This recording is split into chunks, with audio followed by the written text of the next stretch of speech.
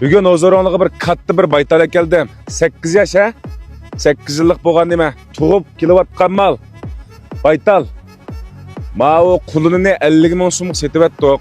Hozir qo'limizga naq mal. Bu yoqdan cho'qiliqqa 1.65 m. Atrofida chiqdi juma. Katta mal. Balasi 50 mingga satgan ma o.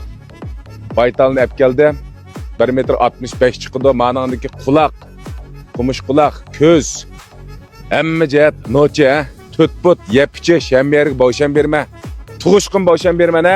3-oyning 21-kunning mayqiga nocha bir baytal elib, yaxshi ayg'irim batdi, uruqlab olay. Deydigan alag'illa 180 99 40 77 12 180 99 40 77 12 degan nomerni Ündidarga jalaymiz ha. Baş hamma yerni mana sizlar o'zim yuvash, axloq jihatdanmi karamat. O'zimi mindirdi ha. Shuning uchun mashindaq yaxshi maldan birisi qo'lamda ba. O'rni G'uldi shaharda. To'g'raqda ha. To'g'raq Hojimalda o'rni. Kelib, ko'rib, yartib ep ketsanglar bo'ldi. Bo'lmasa Ündidarimni jalab, Ündidar orqali sot yasab, qo'raringlarni oldiga yetkazib bersam bo'ladi juma. Qo'limizdagi naqmal.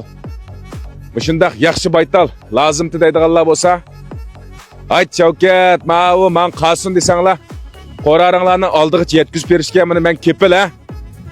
Mana men o'g'al bola men kepil. Har qanday ish chataq chiqsa men ega. Guanzhou qilib qo'shib olish unutib qolman onda bo'lsa, Beijingdan saq salomat Xinjiangga tushib oldim ha. Hamda Xinjiangninki atlarni har kun o'ziringlarga sunib turma. Ündarimda do'stlar chamberga chiqirib turyapman mallarni.